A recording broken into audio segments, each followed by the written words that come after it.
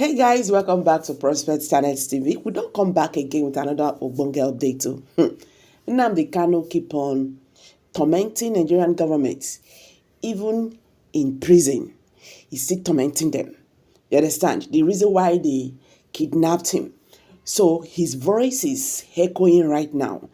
And the ASOROCK is shaking. So guys, I'm going to drop this video. We'll watch it together and hear what Mazen Nnamdi Kanu have said again. That ASOROCK is shaking currently.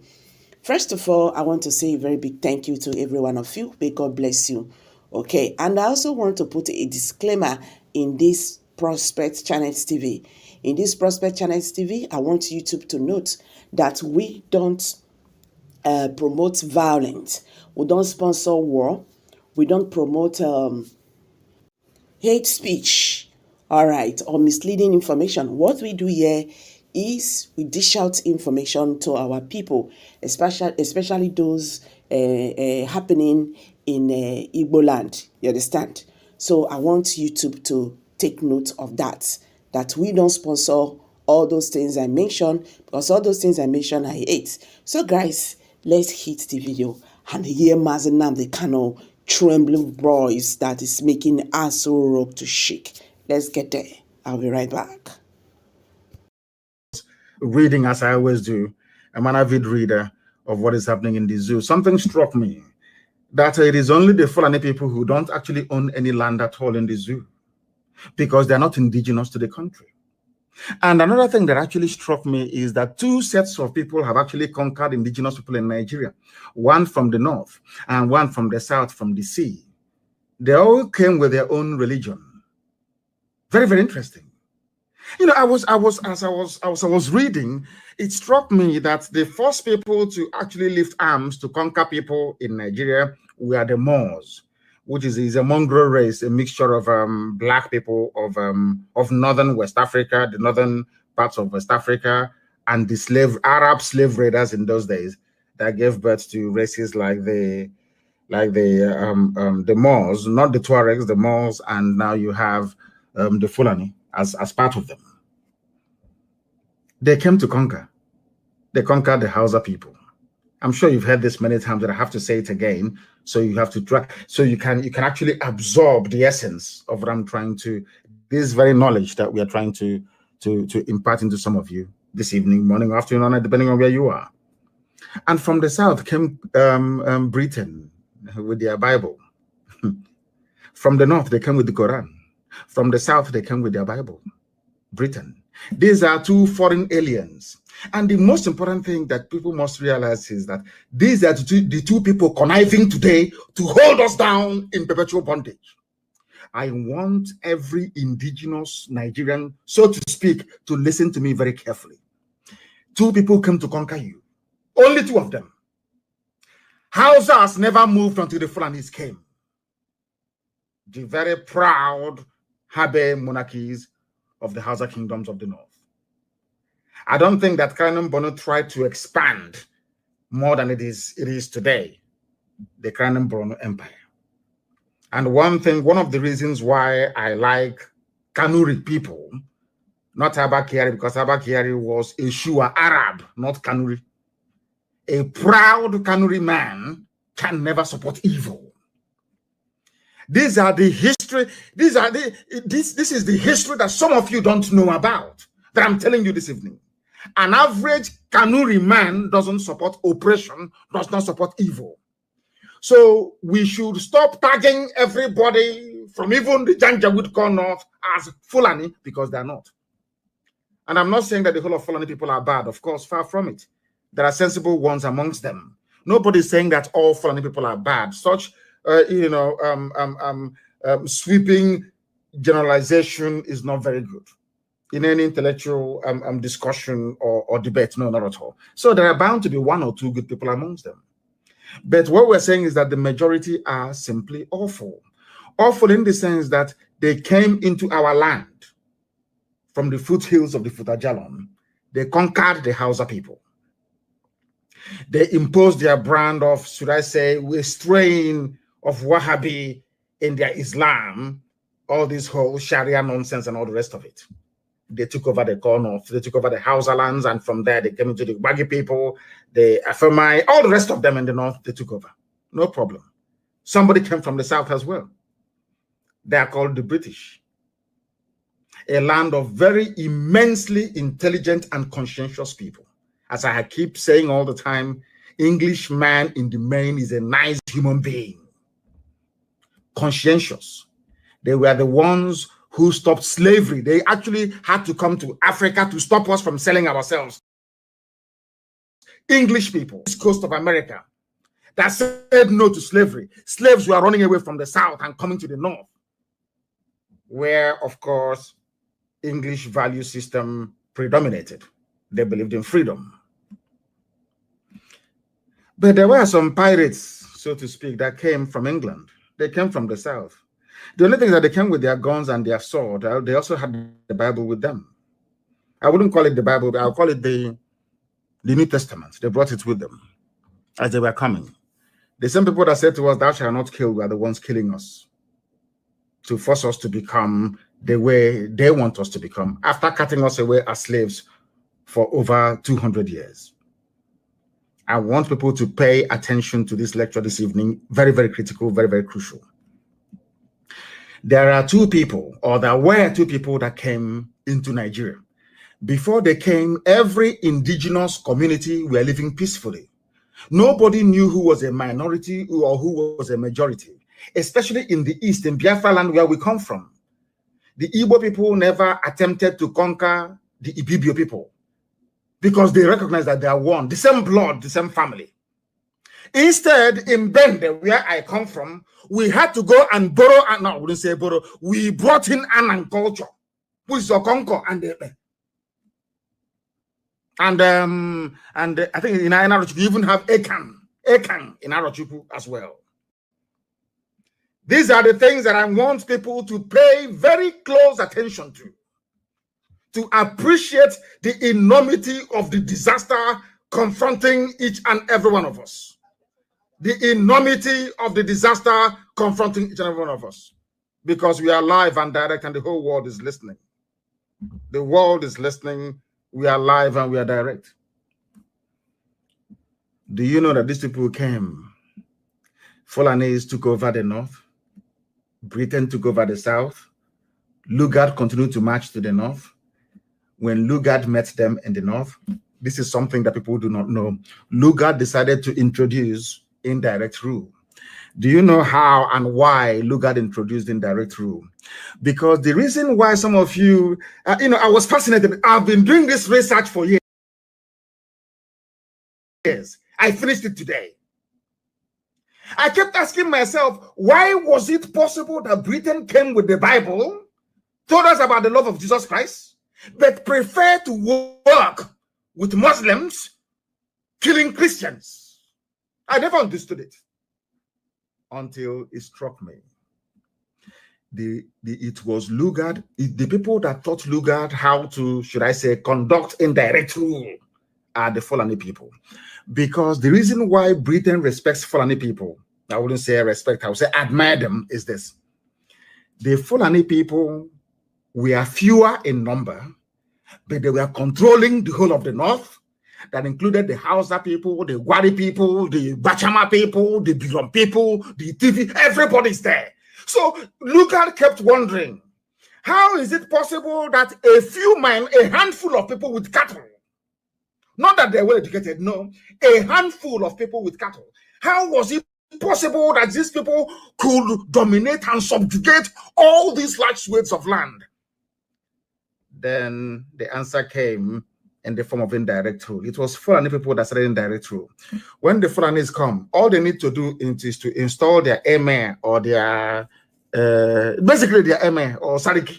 No, Sariki I think is Hausa. Install their emir. Despite the fact that in a village or in a city in the north, in Hausa lands in those days, you would only find one Fulani emir and his council of about maybe 10 or a dozen Fulani people with their wives and their children. You will see them controlling millions of Hausa people. And there was no problem. Britain now said, okay, it is now possible for me to be, as Nnamdi, the district commissioner at the top, I now go and appoint warrant chiefs to be reporting to me. That was why it became possible to rule Black Africa, especially West Africa, with very few white men. Indirect rule, they called it. The first people to bring in indirect rule was Fulani Janjaweed. Because you have one Fulani man as the emir controlling millions of Hausa people, and they're all loyal to him. That was how indirect rule came in. So Britain now found a natural ally in Fulani people, a natural ally. I said, okay, if despite the fact that they're moving cattle from place to place, you know, these people who are fewer in number but can control all this amount of people, they must be very clever. And I don't blame them.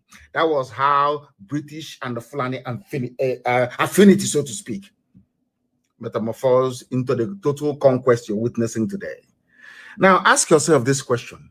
Is there any other country in the world where what is happening today in Nigeria could be happening and that nobody's saying anything about it? Remember, I told you many years ago, and as I'm always very fond of repeating, I said to you that the Fulani Janjaweed, they have over $30 billion in their war chest to keep Nigeria warm for their total domination. Some of you thought I was joking. Now, ask yourself this question. How come Bloomberg hasn't covered what is going on? How come CNN doesn't report the daily killings? Once in a while, they say, oh, school children were abducted. After 4 or 5 hours, that news completely disappears. Have you asked yourself why Al Jazeera hasn't come to do an in-depth analysis or to investigate what is going on? Have you asked yourself why ABC, all these major global players in terms of media might and strength, why they have shunned Nigeria? Because they have been bought over. They even bought people, they not only bought over Facebook, they bought over the encryption of WhatsApp so that they can now listen to your messages when you are on WhatsApp or making a call with WhatsApp application on your smartphone. They sold it to the zoo because they have the money. $30 billion US. That is what they're using. I told you that that's what they have. Collectively, all the governors, all the ministers, they have been looting the central bank for years. Looting it for years. The money they were keeping it, of course, they can buy houses in Dubai and all the rest of it. Yes, but they contribute to a fund. They contribute to a fund, what I call the fund of conquest. Because they understand one simple thing, as Britain advised them.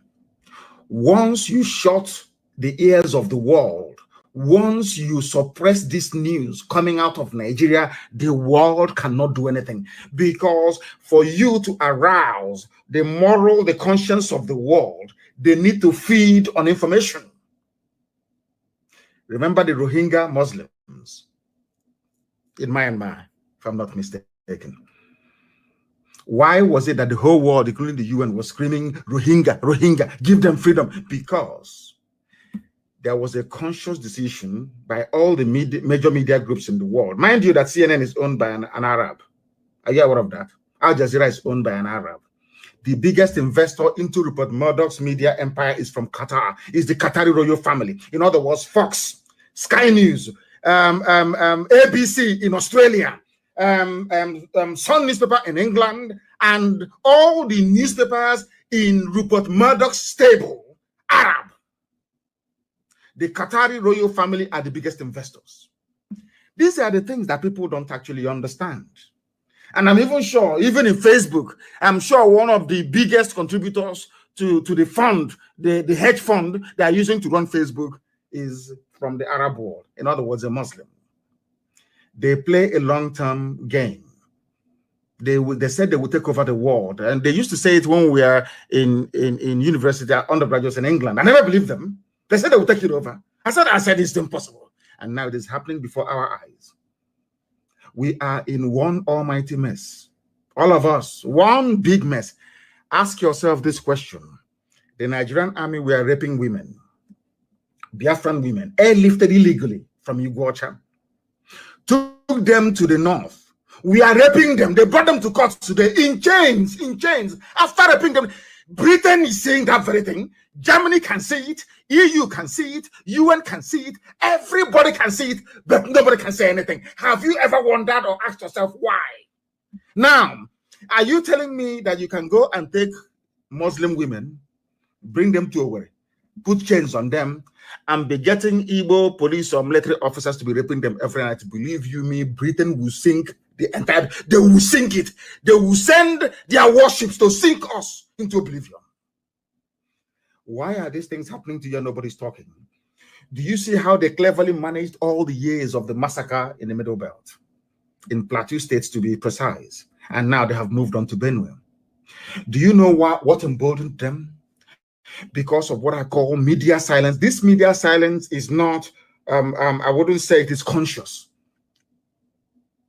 What they have done is to pour in money after money, pour in money to suppress any news that will cast Fulani in a bad light.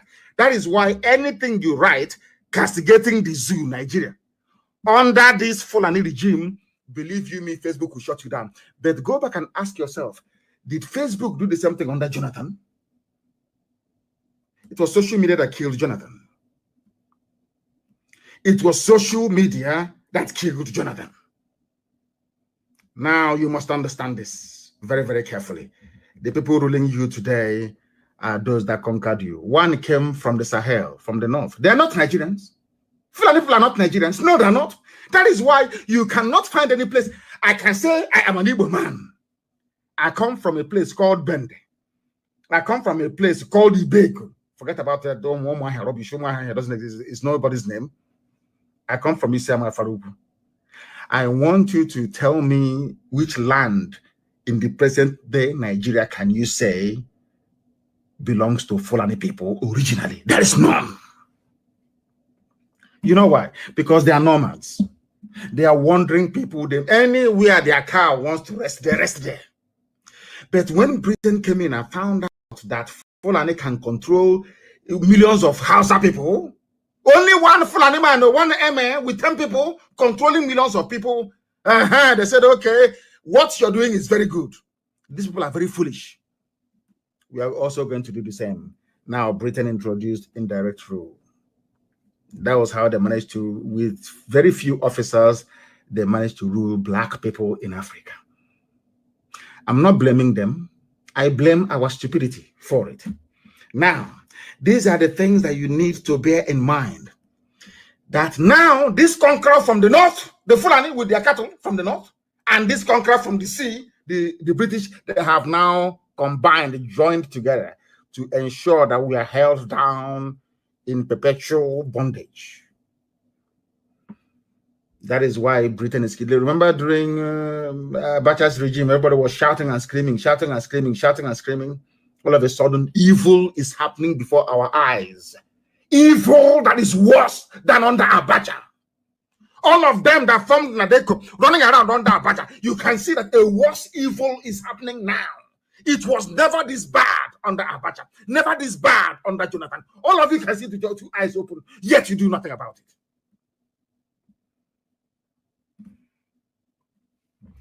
Unbelievable.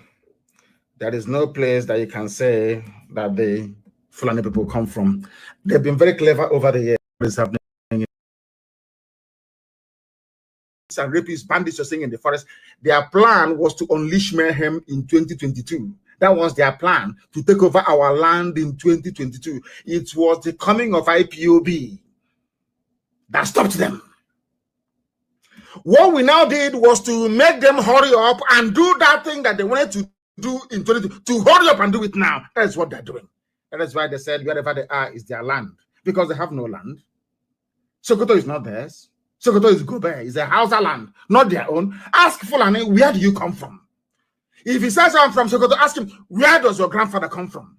Where does your great-grandfather come from? Where does your great-great-great-grandfather come from? They will disappear. They're from Senegal or from Gambia. They are not the children of the soil. That is what Facebook doesn't want to hear. That is what our enemies do not want to hear, but that is the truth.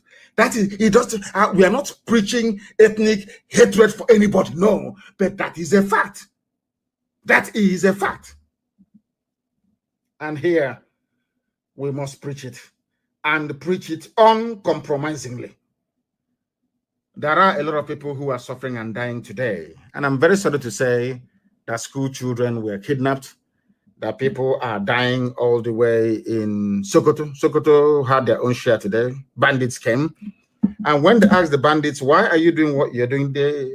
I read an interview. They said, because we have no education. We have no future.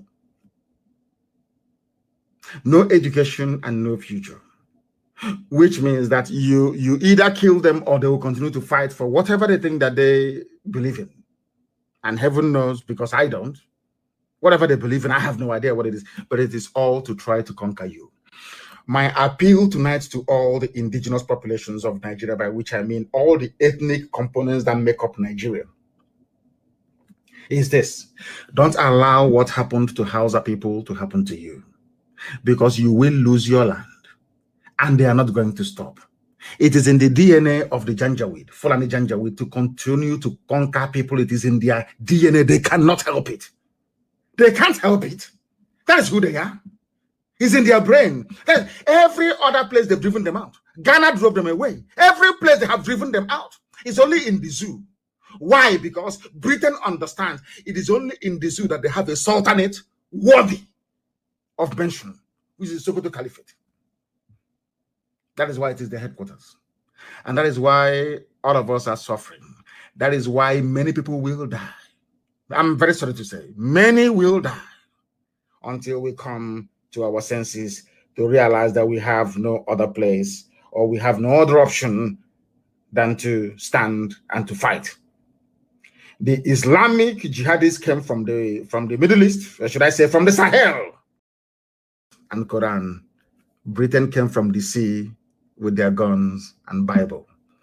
And together today, in Britain and in Fulani Janjaweedism, the Quran has now met the Bible. The Quran is married to the Bible now in the zoo. That is why you have mayhem. That is why you have a failed state. That is why you have bandits roaming about freely. That is why you have a very disheveled and very dirty-looking idiot gain national prominence. Somebody who is a bigot.